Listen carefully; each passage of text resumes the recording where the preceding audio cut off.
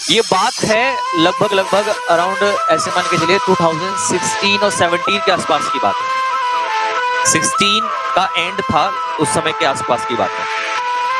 तो मैं पढ़ा रहा था, तो क्या हुआ,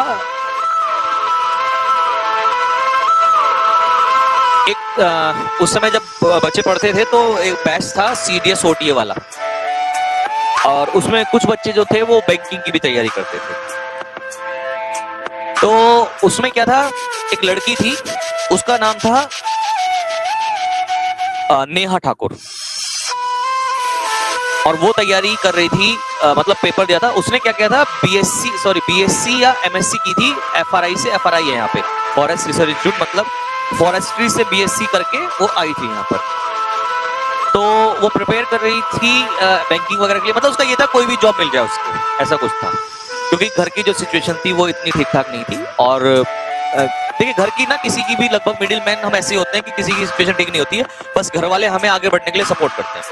तो उसको काफी टाइम पढ़ाया घर वालों ने, लेकिन अब सिचुएशन कहीं ना कहीं दिक्कत आने लगी। तो हुआ क्या कि उसने जब यहाँ से ज्वाइन करना, मतलब पढ़ना स्टार्ट किया, तो मेरे ख्याल में 2-3 महीने ही पढ़ी तो उसको प्रॉब्लम आने लगी, घर से बड़ी समस्या आने लगी। अब कहीं ना कहीं एक समस्या और भी होती है स्टूडेंट लाइफ में, कि पढ़ रहा है वो तो है ही प्रॉब्लम, लेकिन पीछे से जो ये परेशानी आती है ना, यार, रिश्तेदार, घर वाले, और फिर फाइनेंशियल वाला जो सर दर्द है, ये कहीं बहुत परेशान करता है। लड़का हो या लड़की हो, सबको समस्या आती है, ठीक है। लड़के तो कई बार क्या करते हैं, जॉब भी कर लेते हैं, बट लड़कियों के लिए फिर वो भी समस्या कि जॉब करे, फिर उसके साथ मतलब बहुत टफ हो जाता है। तो वो ऐसे ही मतलब बहुत इंटेलिजेंट हुआ करती थी, वास्तव में बहुत ब्रिलियंट लड़की थी। मतलब ये मान के चलो कि कोई टेस्ट होता था तो सबसे अच्छे नंबर आते थे, पढ़ने में भी। तो कई दिन हो गए थे, तो वो ऐसी बड़ा परेशान। तो एक दिन मैंने कहा कि भाई नेहा क्या हुआ, तो उसने कहा सर कुछ नहीं, बस थोड़ा सा प्रॉब्लम चल रहा है इस तरीके से। मैंने कहा आजकल आपके मार्क्स भी ठीक नहीं आ रहे ऐसे। तो शी सेड कि हाँ सर थोड़ी सी प्रॉब्लम है। मैंने कहा क्या है बताओ।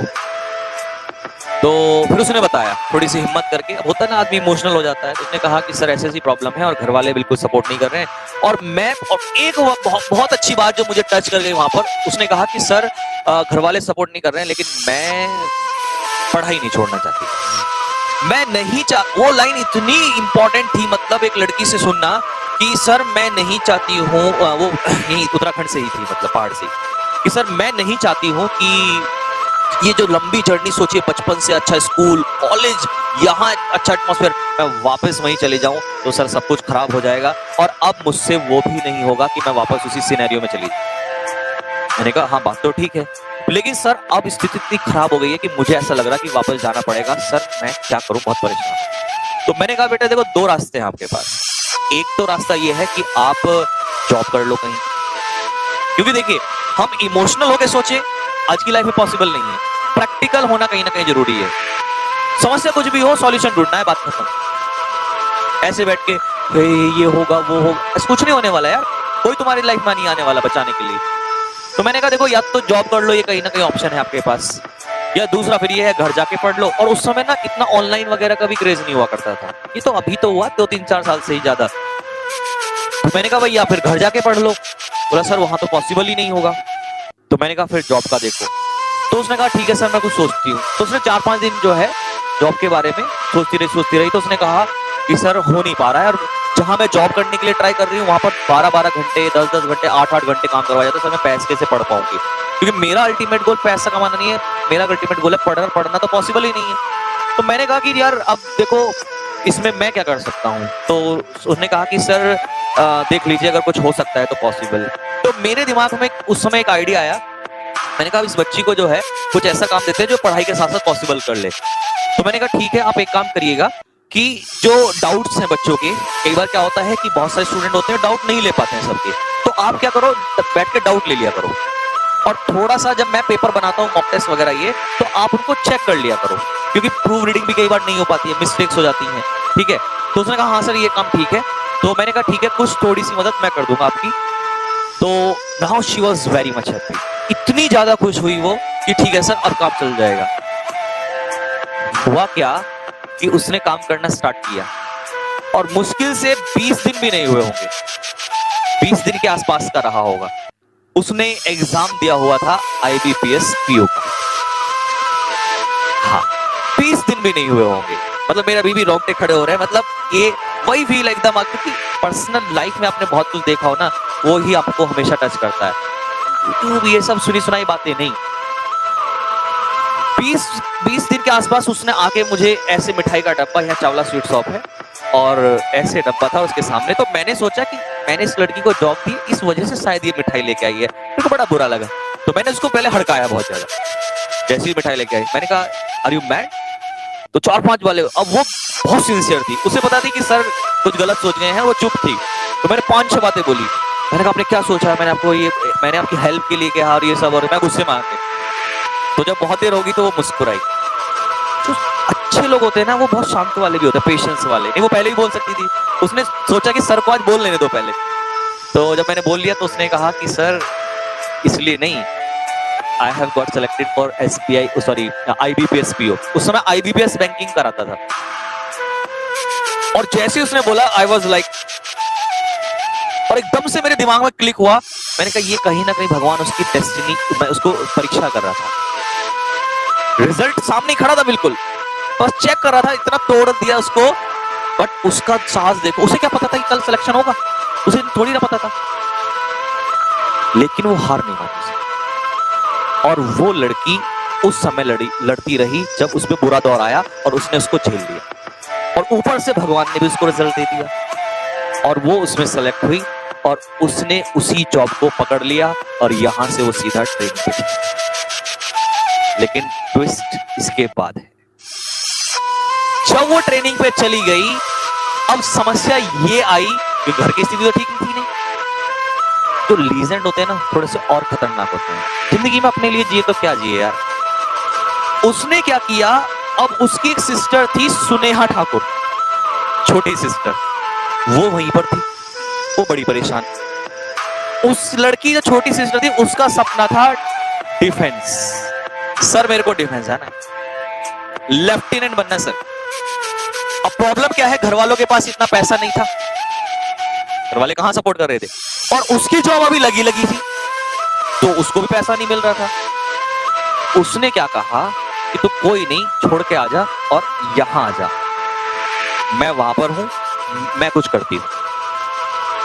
तो उसने उसको सपोर्ट करना स्टार्ट किया, और उसको बुला लिया वहां से, और उसको 2017 का, मुझे आज भी याद है, 2017 का बैच बना था, उसमें उसने एडमिशन दिलवाया। 2017 का ही, हाँ 2017 में ही उसने एडमिशन दिलवाया। 1 साल हो गया, सुनेहा जो लड़की थी वो एग्जाम पे एग्जाम देती चली गई, कभी उसका एग्जाम नहीं निकला, कभी उसका SSB नहीं निकलता था। अब वो तो जॉब कर रही है, पैसा कमा रही है, कोई इश्यू नहीं है, वो उसकी सपोर्ट कर रही है। लेकिन इतना देखो कि वो जो लड़की यहां थी, उसके माइंड में कितना प्रेशर आ गया कि सर मेरे को निकालना है एनी हाउ। मैंने कहा बच्चे मेहनत करनी पड़ेगी, इसके अलावा तो कोई ऑप्शन नहीं है, तुम्हारी सिस्टर तुम्हारे लिए एग्जाम्पल है। उसने कहा हाँ सर। जब उसके कई रिटर्न हो गए, नहीं निकला, फ्रस्ट्रेट बहुत ज्यादा, उसने कहा सर ऐसा लग रहा है कि अब तो छोड़ना पड़ेगा और मुझे घर वापस जाना पड़ेगा, फिर मुझे कुछ और करने का मन नहीं है। मैंने कहा कोई बात नहीं, आप एक काम करो, कोई दूसरा एग्जाम भी साथ में लेके चलो। तो उसने क्या किया, वहां से डाइवर्ट होके दूसरा एग्जाम भी पकड़ लिया, लेकिन मुझे नहीं बताया कि वो उस एग्जाम पे भी लगी हुई थी। और मेरे सामने उसने कई बार कहा कि हाँ सर अब मैं इसकी तैयारी करूं, लेकिन कहते ना दिल में तो कहीं ना कहीं वो बात रहती है ना। और अचानक से वो एक दिन आके कहती है कि सर मेरा एग्जाम निकल गया।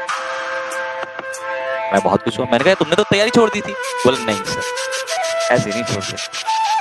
तो मुझे ये था, मैंने कहा शायद हो जाएगा। अब उस लड़की ने उसके बाद उसका SSB दिया और वो रिकमेंड हुआ।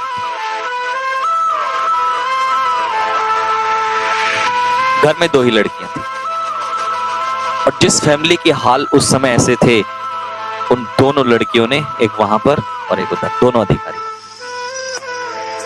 लड़के कहते हैं कि हम कुछ नहीं कर सकते हैं, तो लड़कियां भी बहुत कुछ कर लेती है। मैटर नहीं करता आप लड़के हैं लड़कियां हैं, इससे कोई फर्क नहीं पड़ता।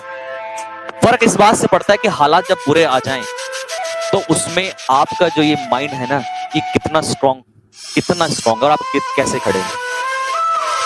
और ये रियल एग्जांपल है। कभी वो बच्चे आते हैं तो कई बार आ जाते हैं, जब उनको छुट्टी मिलती है तो आएंगे, तो मैं आपके सामने जरूर खड़ा करूंगा।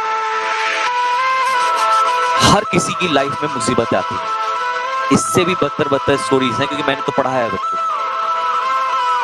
तो अब ये मान के चलना, अगर तुम पे ही समस्या है ना, तो ऐसा नहीं कि तुम्हारे ऊपर है, दुनिया में सब पे आई है, बड़ी बड़ी मुसीबतें भी आएंगी। लोग कैसे निकले होंगे ये ध्यान से सुनने, क्योंकि छोटा मोटा काम, जो बड़ा काम करते हो तो छोटी मोटी समस्या नहीं आती, बड़ी बड़ी आती है, और लोग फिर भी फेस करते हैं। ठीक है भाई, तो बस यही ध्यान रखना कि जब भी कुछ ऐसा लगे कि समय बुरा चल रहा है, बुरा है, तो सब पे आया है, लेकिन उसको अगर झेल लिया तो शायद वो भगवान आपका परीक्षा ले रहा है। आता है सबको बुरा समय आता है, लेकिन उसके बाद जो तुम्हारे लिए इंतजार कर रहा है वो तो वही पहुंचेगा जो रात का अंधेरा झेल लेगा, सुबह का उजाला तो वही देखेगा। तो दोस्तों बस यहीं तक रखते हैं आप लोगों के लिए, कल मिलेंगे। सभी को मेरी तरफ से बहुत सारा प्यार, नमस्कार, जय हिंद, जय भारत। फटाफट जल्दी से एक बार लाइक और शेयर करते हुए चलो। आज 10,000 लाइक का टारगेट है। जब